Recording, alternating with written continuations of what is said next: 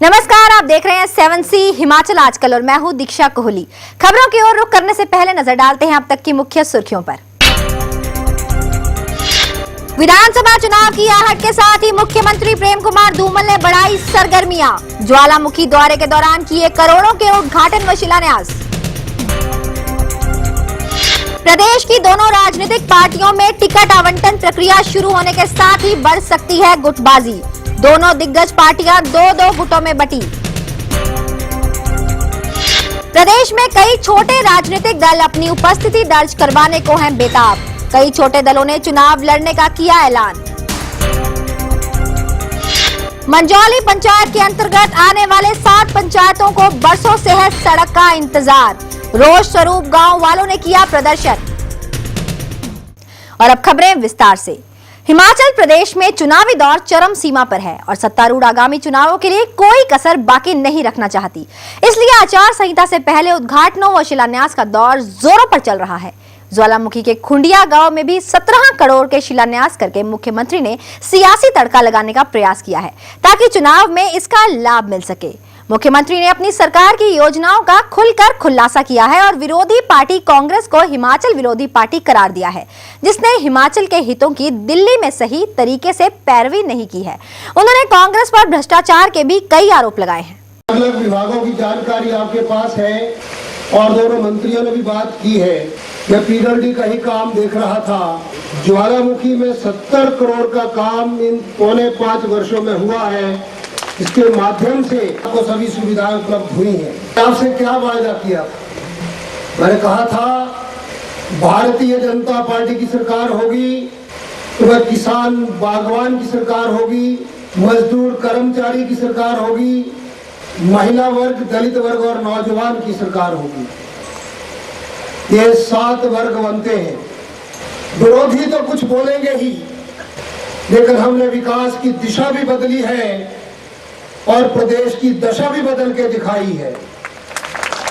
हिमाचल प्रदेश के मुख्यमंत्री प्रोफेसर प्रेम कुमार धूमल ने देश की सीमाओं पर तैनात सैनिकों की भूमिका को महत्वपूर्ण बताते हुए उनकी बलिदान की सराहना की है। उन्होंने कहा कि हिमाचल प्रदेश से बड़ी संख्या में जवान सेना में अपनी सेवाएं दे रहे हैं और कई वीर सपूतों ने देश की रक्षा करते हुए अपने प्राण न्योछावर किए हैं। उन्होंने कहा कि कारगिल युद्ध में भी हिमाचल के 52 वीर सपूतों ने देश की सीमाओं की रक्षा करते हुए अपने प्राणों की आहुति दी थी। प्रदेश सरकार ने सेना में सेवाएं देते हुए शहीद हुए वीर सपूतों के आश्रितों को पैकेज देकर सहायता दी है ताकि वे सम्मान पूर्वक जीवन व्यतीत कर सके। हिमाचल प्रदेश के मुख्यमंत्री प्रोफेसर प्रेम कुमार धूमल ने देश की सीमाओं पर तैनात सैनिकों की भूमिका को महत्वपूर्ण बताते हुए उनके बलिदान की सराहना की है। उन्होंने कहा कि हिमाचल प्रदेश से बड़ी संख्या में जवान सेना में अपनी सेवाएं दे रहे हैं और कई वीर सपूतों ने देश की रक्षा करते हुए अपने प्राण न्योछावर किए हैं। उन्होंने कहा कि कारगिल युद्ध में भी हिमाचल के 52 वीर सपूतों ने देश की सीमाओं की रक्षा करते हुए अपनी प्राणों की आहुति दी थी। प्रदेश सरकार ने सेना में सेवाएं देते हुए शहीद हुए वीर सपूतों के आश्रितों को पैकेज देकर सहायता दी है ताकि वे सम्मानपूर्वक जीवन व्यतीत कर सकें। धूमल ने आतंकवाद व अलगाववाद को देश के लिए घातक बताते हुए इसे जड़ से समाप्त करने की जरूरत बताई और सभी को जाति, धर्म व क्षेत्रवाद की भावनाओं से ऊपर उठकर एकजुट होने का आह्वान किया। ब्यूरो रिपोर्ट 7C हिमाचल आजकल, शिमला।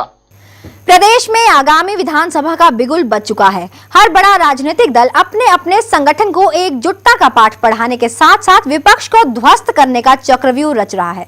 बाहरी खाते से राजनीतिक दल चाहे कितनी एकजुटता दिखाए, लेकिन हकीकत में एकजुटता का सच कांग्रेस और भाजपा से कोसों दूर खड़ा है।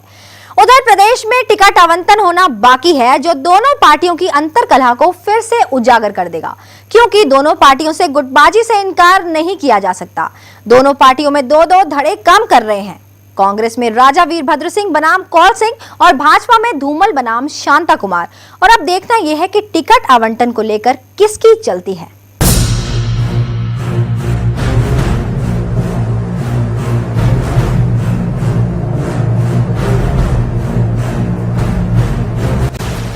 आजकल प्रदेश की राजनीति अपने पार्टी विरोधियों को चित करने की बजाय अपने ही पार्टी के अंदर उभरते विरोधियों को चित करने में लगी है।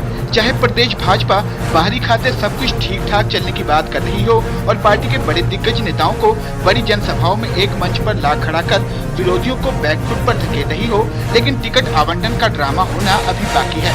पार्टी में किस दिग्गज की कितनी चलेगी और किसे कहां से टिकट मिलेगा, यह डर चुनाव लड़ने वाले नेताओं और उनके आकाओं को रह रहकर सता रहा है। आजकल सरकार के मंत्री रविंद्र सिंह रवि को भी इस परिस्थितियों से दो चार होना पड़ रहा है। कभी वह पालमपुर से तो कभी ज्वालामुखी से चुनाव लड़ने की बात कर रहे हैं। धूमल गुट का होने से और सरकार के बड़े ओहदे पर होने से उन्हें पता है कि टिकट तो पक्का है, लेकिन चुनाव कहां से लड़ना है इसका जवाब वो कभी पालमपुर की जनता से जानना चाहते हैं तो कभी ज्वालामुखी की जनता से।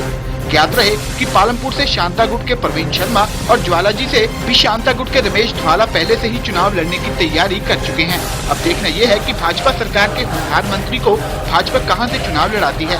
आने वाले समय में गुटबाजी को लेकर टिकट आवंटन भाजपा के लिए सिरदर्दी बन सकता है, क्योंकि प्रदेश के छुटभैया नेता भी आने वाले चुनावों में चुनाव लड़ने की हसरत पाले हुए हैं, जो टिकट पाने की चाह में टिकट आवंटन की गुटबाजी को हवा दे सकते हैं।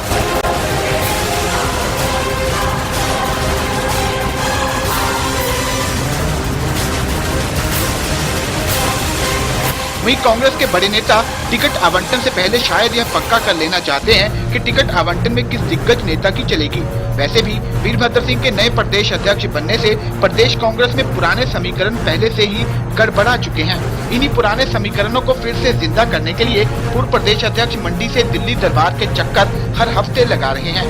कौल सिंह प्रदेश अध्यक्ष की कुर्सी तो गंवा चुके हैं, लेकिन वह प्रदेश की सियासत में पकड़ बनाए रखने में एक महत्वपूर्ण ओहदा आलाकमान से मिलने की आस लगाए बैठे हैं, ताकि चुनावी टिकट आवंटन में उनका भी दबदबा रहे।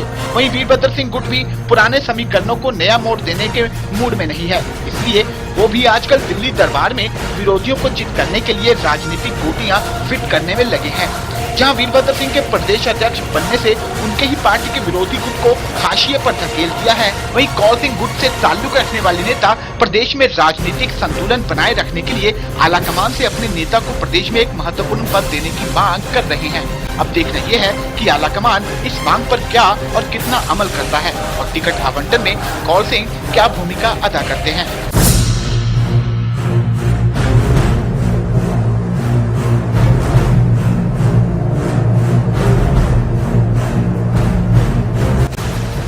रिपोर्ट 7C हिमाचल आजकल शिमला। फिलहाल वक्त हो चला एक छोटे से ब्रेक का। ब्रेक के बाद आपको दिखाएंगे प्रदेश में अपनी मौजूदगी दर्ज करवाने को बेताब बैठी कुछ छोटी पार्टियां। आप बने रहिए हिमाचल आजकल के साथ।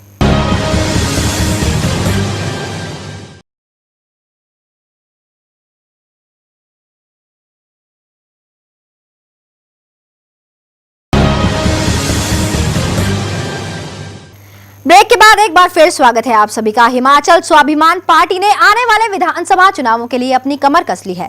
पार्टी ने 40 सीटों पर अपने उम्मीदवार उतारने का फैसला लिया है। हिमाचल स्वाभिमान पार्टी के अध्यक्ष ने आरोप लगाया है कि प्रदेश के विकास में कांग्रेस और भाजपा ने विकास के नाम पर सिर्फ ठगी की है। उन्होंने कहा कि भाजपा सरकार प्रदेश में सामाजिक, आर्थिक और शैक्षणिक तीनों ही मोर्चों पर विफल रही है।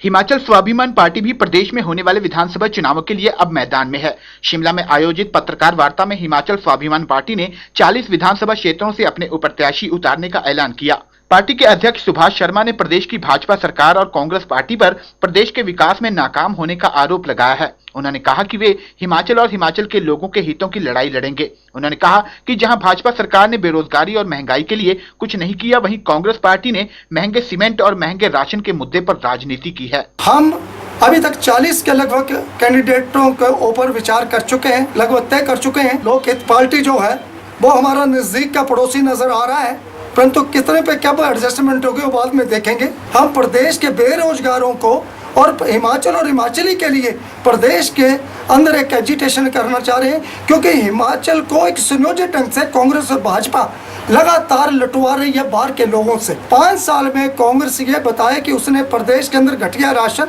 सीमेंट की धांधली, भू माफिया के ऊपर कितने एजिटेशन किए।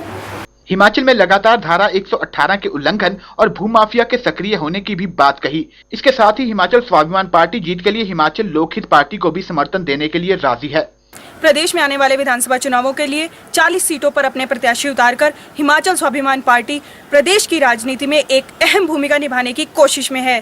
कैमरा पर्सन सुभाष के साथ हिमाचल आजकल के लिए शिमला से नीरू शर्मा। हिमाचल प्रदेश में विधानसभा चुनाव के लिए राजनीतिक सरगर्मियां तेज होने लगी हैं। लोक जनशक्ति पार्टी इन चुनावों में हिमाचल की 68 विधानसभा सीटों पर अपने उम्मीदवार उतारेगी। पूर्व विधायक सदानंद चौहान ने नाहन में भाजपा व कांग्रेस पर धारा 118 का उल्लंघन का आरोप लगाते हुए कहा कि बाहरी लोगों को कौड़ियों के भाव जमीन बेची जा रही है। उन्होंने कहा कि उधर हिमाचल में यही हाल रहा तो आने वाले सालों में प्रदेश के लोग भूमिहीन हो जाएंगे। हिमाचल प्रदेश में विधानसभा चुनाव के लिए राजनीतिक सरगर्मियां तेज होने लगी हैं। लोक जनशक्ति पार्टी इन चुनावों में हिमाचल की 68 विधानसभा सीटों पर अपने उम्मीदवार उतारेगी। पूर्व विधायक सदानंद चौहान ने नाहन में भाजपा व कांग्रेस दोनों ही पार्टियों पर धारा 118 के उल्लंघन का आरोप लगाते हुए कहा कि बाहरी लोगों को कौड़ियों के भाव जमीन बेची जा रही है। उन्होंने कहा कि अगर हिमाचल में यही हाल रहा तो आने वाले 5 सालों में प्रदेश के लोग भूमिहीन हो जाएंगे। हिमाचल प्रदेश अगर इसी तरीके से 118 के परमिशन मिलती रही जैसे कांग्रेस के टाइम और भाजपा के टाइम में है तो आने वाले 5 सालों के अंदर जो है जो किसान जो भूमि वाले हैं वो बेचारे यहाँ से ख़त्म हो जाएंगे और उनके पास 1 इंच भी भूमि नहीं बचेगी।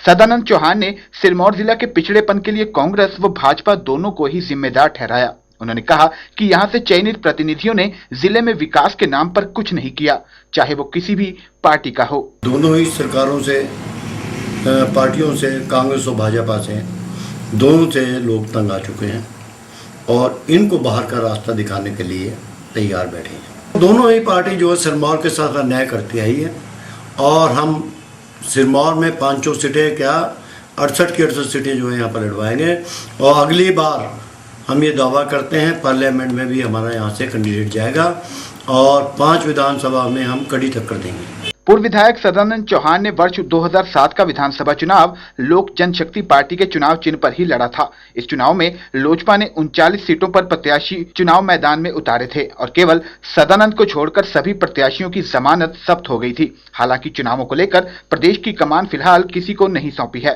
ब्यूरो रिपोर्ट 7C हिमाचल आजकल, नाहन। बीते एक सप्ताह से नालागढ़ से गुजरने वाला नेशनल हाईवे भारी बरसात के चलते एक बार फिर बंद हो गया, जिससे लोगों को भारी समस्या का सामना करना पड़ रहा है। सोमवार सुबह हुई तेज बारिश ने बद्दी क्षेत्र से सटी चिकनी नदी को एक बार फिर उफान पर ला दिया है, जिसके चलते क्षेत्र का यातायात और जनजीवन अस्त व्यस्त हो गया है। नदी में उफान आने के कारण लोगों को नालागढ़ से स्वारघाट जाने के लिए 5 से लेकर 20 किलोमीटर तक का सफर अधिक करना पड़ रहा है। ज्ञात रहे चिकनी नदी पर 2007 में पहले भी पुल ढह गया था। उसके बाद इस पुल को लेकर प्रदेश के दोनों बड़े दल राजनीतिक रोटियां सेकते रहे। कांग्रेस प्रदेश की भाजपा सरकार पर, जबकि प्रदेश सरकार केंद्र की यूपीए सरकार को दोषी ठहराती रही। नालागढ़ के चंगर क्षेत्र के लोगों को चिकनी नदी ने इस बरसात में भी सताना शुरू कर दिया है। भारी बरसात के चलते क्षेत्र के लोगों का संपर्क नालागढ़ के अन्य क्षेत्रों से टूट गया है। 2007 में पुल ढहने के बाद हाईवे अथॉरिटी ने यहां लाखों रुपए खर्च करके वैकल्पिक मार्ग बनाए, जो बनने के बाद एक बार की बरसाती बारिश भी सहन नहीं कर सके। बीते वर्ष इस पुल निर्माण के टेंडर होने के बाद इस पुल का निर्माण कार्य तो शुरू हो चुका है, लेकिन प्रशासन इस पुल निर्माण की प्रक्रिया को बरसात से पहले पूरा नहीं कर सका, जिसके कारण लोगों को बरसात में भारी परेशानियों का सामना करना पड़ रहा है। भारी बरसात के चलते चिकनी नदी में एक टेम्पो ट्रक फंस गया, लेकिन गनीमत रही कि टेम्पो चालक व सवार को पुलिस कर्मियों की कड़ी मुशक्कत के चलते सुरक्षित बाहर निकाल लिया गया। वहीं सामान से लदा एक ट्रक नदी के बीच में पहुंचते ही फंस गया। ट्रक में सवार चालक और परिचालक जान जोखिम में देख मदद के लिए चीख पुकार करने लगे। स्थानीय लोगों ने चीख पुकार सुनकर स्थानीय पुलिस को सूचना दी। पुलिसकर्मी व दमकल कर्मचारियों की 1.5 घंटे की मुशक्कत के बाद ट्रक में सवार दोनों लोगों को सुरक्षित बाहर निकाला गया।